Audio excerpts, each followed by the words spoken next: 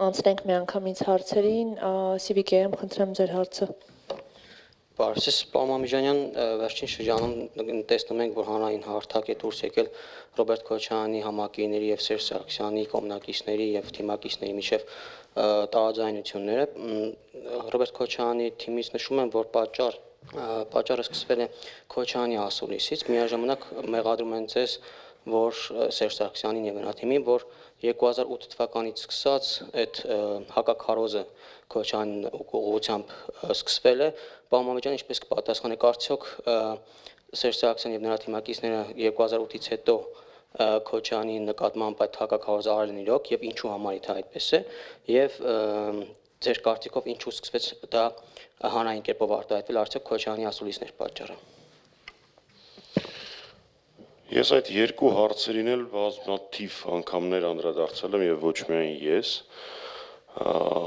հաշվի առնելով Սիվիկեյեմի, ես անցած անգամ էլ էիք նմանօրինակ մի հարց տվել ուրիշ թեմայով, մոտ նույն պատասխանն եք հիմա ստանալու, Սիվիկեյեմը այն հարթակը չի, որում ես կքննարկեմ այս կամ այն տարաձայնությունները այս կամ այն ընդդիմադիր ուժի հետ։ Եթե Սիվիկեյեմը անհանգստանում է, որ մենք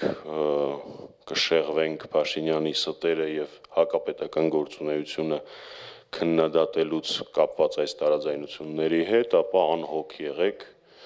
մեր մասնավորապես հանրապետականի ռեսուրսը առավել կան կբավարարի եւ այն գործընթացների համար, մանավանդ որ հանրապետականի համար առաջնահերթությունը իշխանափոխությունն ու Փաշինյանի ստերի մերկացումը։ Այնպես որ եթե հարցը պայմանավորված է նրանով, որ անհանգստանում եք, որ Փաշինյանին չենք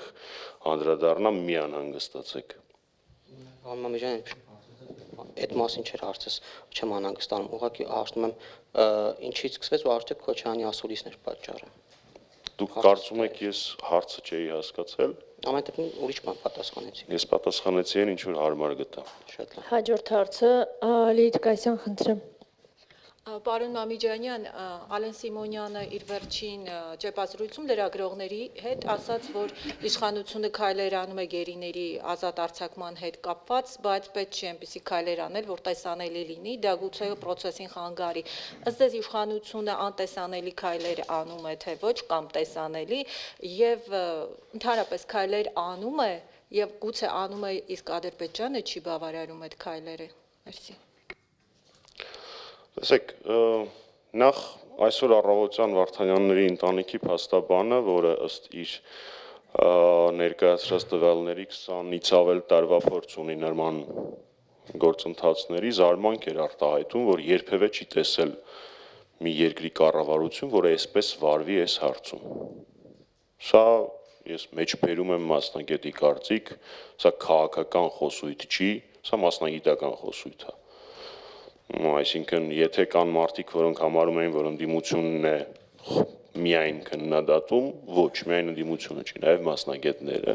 ընդ որում են մասնագետը, որ դրանով զբաղվում է այս պահին,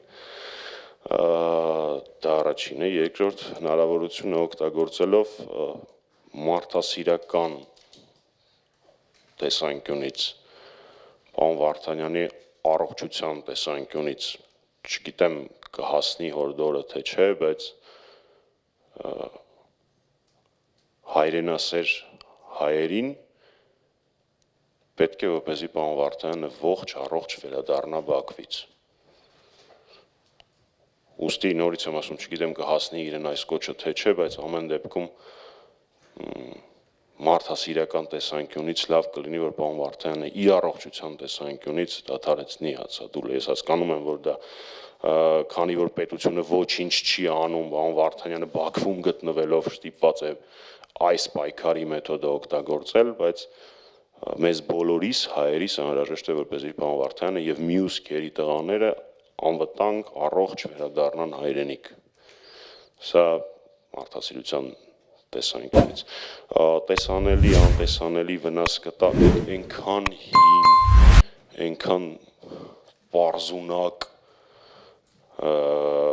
քողարկումներ են անգործության, դրանց նույնիսկ անդրադառնալ իմաստ չեմ տեսնում։ Իրենք անդադար նշում են սկզբնական թիվը գերիների ու բերում են հիմիկվա թիվը, նախ ես ԿՊ-ական չեմ, ես մարդկանց կյանքերը ստատիստիկ տվյալների չեն վերածում։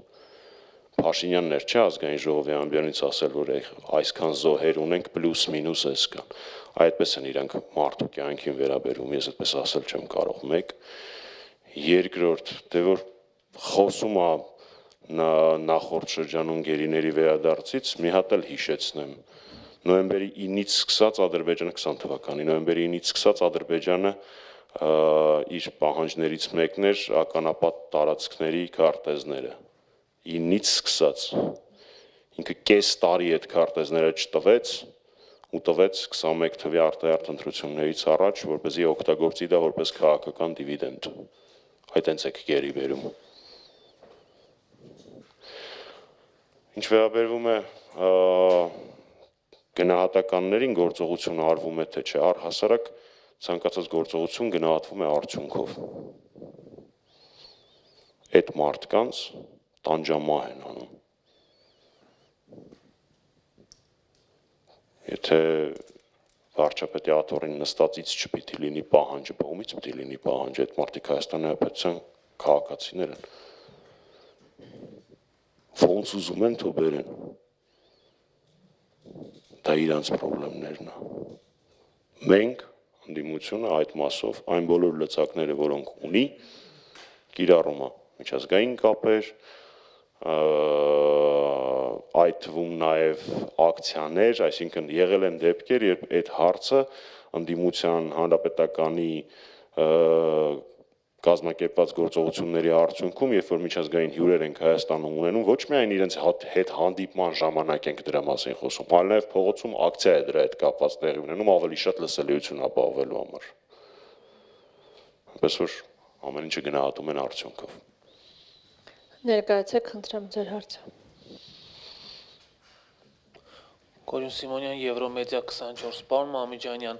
ակնհայտ է, որ խորհրդարանական երկու խմբակցությունների միջև կա խզում։ Ես ուզում եմ հարցնել, ինչ եք կարծում, դա հաղթահարվելու է եւ երկին կոնսոլիդացիա լինելու է, որտեղ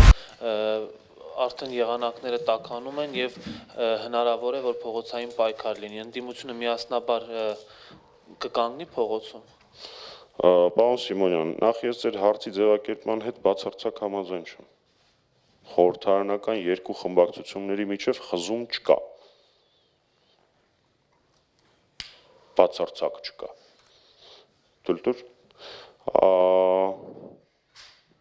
նախագահ Քոչարյանի աջակիցների մեջ կան մարդիկ, որոնք պարզվեց, որ այս 7 տարիա տիրաժավորում էին այն սուտը, այն ստերի կծիկը, որը ձեռնտու է բացառապես Նիկոլ Փաշինյանին։ Պարզվեց,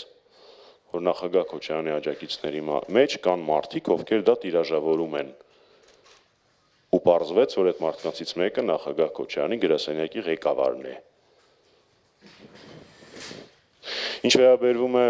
փողոցային պայքարին, գիտեք, հանրապետականը ունի մի սկզբունք։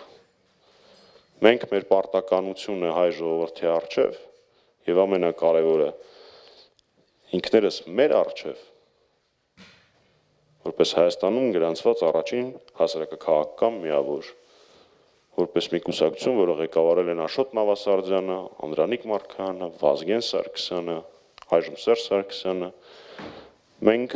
պիտի արժանի լինենք մեր հիմնադիր հայրերին, որոնք ժամանակին անցել են խորհրդային բռնաճնշումների մամլիչի միջով, ունենալով մեկ գաղափար՝ անկախ հզոր հայրենիք Հայաստանի Հանրապետություն եւ անկախ եւ անվտանգ Արցախ։ Մենք դրա համար կանենք ամեն ինչ։ Թե այդ ընթացքում մեզ ով կօգնի, իսկ ով կխանգարի, իրենց կդատի պատմությունը։ Այլ հարցեր չկան։ Շնորհակալություն։